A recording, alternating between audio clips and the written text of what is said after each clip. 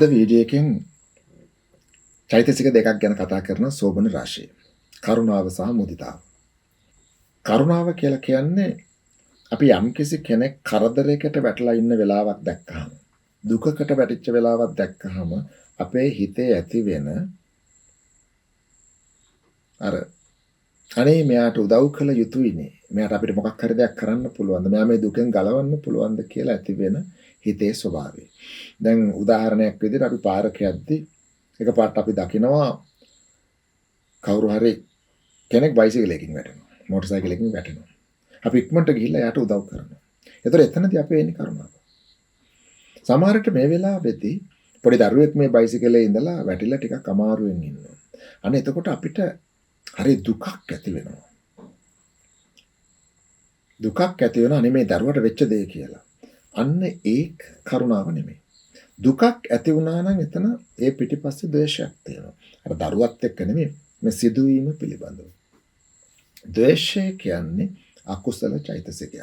මේක පැහැදිලිව වෙන් කර ගන්න කියලා දහමේ තියෙනවා.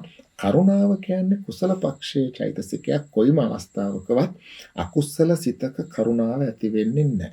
කරුණාව ඇති වෙන්නේ කුසල සිතක. හැබැයි එතනදී ද්වේෂයක් තියෙන්න බෑ කුසල සිතක.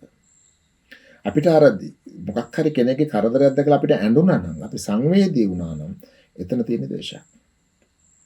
අර පුද්ගලයා එක්ක නෙමෙයි සමහරට ද්වේෂය තියෙන සිදුවීමත් එක්ක මොකක් හෝ හිතේ ද්වේෂයක් තියෙනවා. ඒක අකුසලයක්. අපි සමහර ලාවට පාරිදේ සිදුවීම් දැකලා Facebook එකේ ගොඩක් දේවල් දකින්න අඬාගෙන උදව් කරද්දි බලන්න එයාගේ කරුණාව කියලා හරියට ප්‍රොමෝට් කරනවා සාදු සාදු කියලාත් කට්ටිය දානවා. යම් කිසි කෙනෙක්ගේ දුකකදී ඒකට උදව් කරන්න ගිය කෙනාට ඇඬුණා නම්, එයා සංවේදී වුණා නම් එතන තියෙන කුසලයක් නෙමෙයි අකුසලයක්. ඒ පිටිපස්සේ ද්වේෂයක් තියෙනවාමයි. ඒක පැහැදිලිව දහමේ කියලා තියෙනවා. මේ කරුණාව කියන එක බොහොම උදාසීනව මේ පුද්ගලයාට මම උදව් කළ යුතුයි කියලා ඒ චිත්තක්ෂණයක් පාසා ඇතිවෙනා වූ චෛතසිකයක් කියලා දහමේ පැහැදිලි කරලම කියනවා. ඊළඟට තියෙන කතාව මුදිතාව. මුදිතාව කියන්නේ කරුණාව කියන එක ආවේ ඒ චෛතසිකයේ ක්‍රියාත්මක වුණේ කෙනෙක්ගේ කරදරයක් දැකලා. මුදිතාව ඇති වෙන්නේ කෙනෙක්ගේ සම්පත්තියක් දැකලා.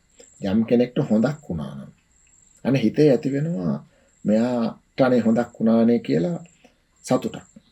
හැබැයි ආපහු සැරයක් පටල ගන්න හොඳ නැහැ. සතුට කියන එක සාමාන්‍යයෙන් අපි කියන්නේ ප්‍රීති කියන චෛතසිකය. එතනදී අර අපිව පිනා යන ගතියක්, හිත පිපෙන ගතියක් තියෙනවා කියලා අපි කතා කළා ප්‍රීති චෛතසිකයේදී.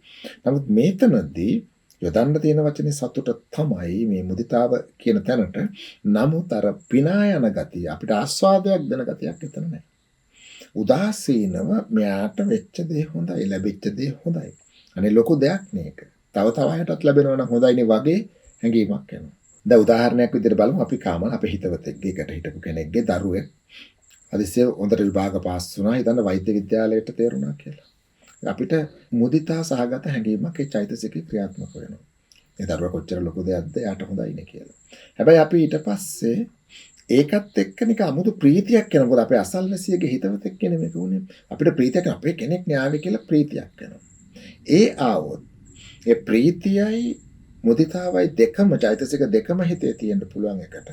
සමහරට ප්‍රීතිය විතරක් වෙන්න පුළුවන්, සමහරට මුදිතාව විතරක් වෙන්න පුළුවන්. නමුත් ප්‍රීතිය මුදිතාවේ ස්වરૂපයෙන් ආවොත් ඒක වංචක ධර්මයක්. මේ දෙකම එකට තියෙද්දි වෙන් කරගන්න අමාරුයි කියලා දහමේ කියනවා. ප්‍රීතියයි මුදිතාවයි දෙකක් එක වෙන් කරගත යුතුයි කියලා දහමේ පැහැදිලිවම කියනවා. එතනිනුත් එහාට ගියාට පස්සේ අපිට එතනවා දැන් මේ දරුවා ලොකු වුණාට පස්සේ කවදාද දවසක වෛද්‍යවරයෙක්නේ අපිටත් හොඳයිනේ අපේ කෙනෙක්නේ කියලා නිතෑගේ භෝග දෙනවා. ආයෙ සතියෙන් විතර කෝල් කරලා බලනවා පුතේ කොහොමද මොකද කියලා ටිකක් අපිට ලං කරගන්න උත්සාහ ගන්නවා. එතකොට එතන එන්නේ ආයෙ ලෝභයක්. එතන තියෙන්නේ ලෝභය මසුරු බව අර කෙනාව අපිට අල්ලගන්න. ඒක තනිකර අකුසලයක්. ඒක මුදිතාව නෙමෙයි කියලා පැහැදිලිවම ධර්මයේ පැහැදිලි කරලා තියෙනවා. ඒතකොට ඒ කියන්නේ අකුසල පැත්තට. මුදිතාව කියලා කියන්නේ අනිත් කෙනාගේ සම්පත්තියට ලාභ ප්‍රයෝජනකින් තොරව සම්පත්තිය දැකලා අපිට ඇතිවෙනා වූ සෞම්‍ය හැඟීම. ඒක පැහැදිලිවම ධර්මයේ පැහැදිලි කරලා තියෙනවා. ඊළඟට මේ මුදිතාවයි මෙත්තා කියන දෙකත් පටල ගන්න ඕනේ. මෙත්තා කියන්නේ මෛත්‍රිය. ඒක කෙනෙකුගේ කරදරයකදී හෝ හොඳකදී ඇතිවෙනා වූ සිතක් නෙමෙයි පොදුවේ කාටවත් ඇති වෙන සිතක් මෙත්තා කියන එක. අනිත් කෙනාට යහපතක් වේවා කියලා හිතන එක අනිත් කෙනාගේ දකින්න එක තමයි මෛත්‍රිය කියලා කියන්නේ. අදෝෂය. ද්වේෂය කරන්නේ නැතිකම. ඊළඟට ආයෙ පටල ගන්න හොඳ නැහැ. අපි මුදුතාව කියලා චෛතසිකයන් දෙකක් කතා කළා. චිත්ත මුදුතා, කාය මුදුතා කියලා. චිත්ත මුදුතා කිව්ව සිතේ පවතින මුදු බව, කාය මුදුතා කිව්වේ චෛතසිකයන්ගේ මෘදු බව. ඒක වෙනයි.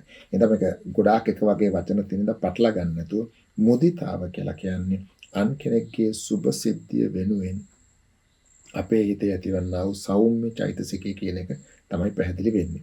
මේ චෛතසිකයන් දෙකට කියනවා අප්‍රමාණ්‍ය චෛතසික කියලා. අප්‍රමාණ්‍ය කියන්නේ ප්‍රමාණයක් නැහැ. මොන වගේද? මේ චෛතසික දෙක විහිදුවන්නේ වෙනත් කෙනෙක් වෙනුවෙන්. ඒ අනිත් අය කවුද කියන එක පිළිබඳ සීමාවක් නැහැ. තමන්ගේ දරුවට වෙන්න පුළුවන්. වැඩිහිටියට දෙමව්පියන්ට වෙන්න පුළුවන්. බිරිඳට ස්වාමියාට වෙන්න පුළුවන්. සහෝදරයින්ට වෙන්න පුළුවන්. අසල්වැසියට, මිත්‍රයන්, යාළු මිත්‍රාදීන්ට, ඊළඟට සතුරන්ට, සතා සිව්පාවට, විසගෝර සතුන්ට පවා මේක ව්‍යාප්ත කරන්න පුළුවන්. කරුණාව සහ මුදිතාව කියන එක. ඒක ප්‍රමාණයක් නිසා අප්‍රමාණ්‍ය චෛතසික කියලා කියනවා. මේට අමතරව තව අප්‍රමාණ්‍ය චෛතසික දෙකක් තියෙනවා. එකක් තමයි මෙත්තාව. නැත්නම් අදෝෂය, මෛත්‍රිය. ඒ වචන තුනෙන්ම කියන්නේ එකම දේ. අනිත් එක උපේක්ඛා කියන. උපේක්ඛා කියලා මෙතන සඳහන් කරන්නේ తත්‍ර මඤ්ඤත්තතාව කියන චෛතසිකය. ඒකෙදි කරන්නේ කුසල චෛතසිකයන් ටික අපි එතනදි කතා කරා සමබරව පවත්වා ගන්නවා. කාටවත් කත් අදින්නේ ඔක්කොම සම වේගයකින් සමබරව පවත්වා ගැනීම. తත්‍ර මඤ්ඤත්තතාව උපේක්ඛා කියන චෛතසිකය. අර අපි වේදනා චෛතසිකේ සුඛ වේදනා, දුක්ඛ වේදනා, උපේක්ඛා වේදනා කියන එක නෙමෙයි. ඒකත් මෙතන පටල ගන්න හොඳ නැහැ. එතන මේ උපේක්ඛා తත්‍ර මඤ්ඤත්තාව කියන චෛතසිකයත් අප්‍රමාණ්‍ය චෛතසිකයක්. එතන මෙත්තා, මුදිතා, කරුණා, උපේක්ඛා කියන චෛතසික හතර ද්වේෂයට විරුද්ධයි. ද්වේෂය නැති සිත්වල තමයි මේක ඇති වෙන්නේ. මෛත්‍රිය කියන්නේ අදෝෂයනේ. අනිත් තුනත් ඒකත් එක්ක එකට යන්නේ. එතන මේ හතර ක්‍රියාත්මක වෙන සිත් හරි සෞම්‍යයි කියලා කියනවා. හරි නිදහස් කියලා කියනවා. ඒක බ්‍රහ්ම තත්වයක් කියලා කියනවා.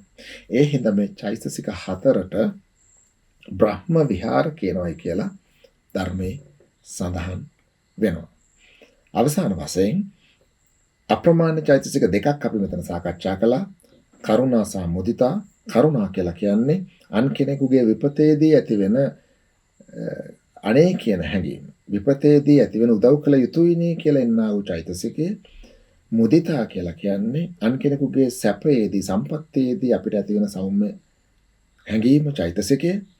මේ දෙකම අප්‍රමාණ චෛතසික කියලා කිව්වා. තවත් අප්‍රමාණ චෛතසික දෙකක් තියෙනවා. කිව්වා මෛත්‍රිය සහ උපේක්ඛා. මේ චෛතසික හතරටම බ්‍රහ්ම විහාර කියනවා කියලා සඳහන් කළා.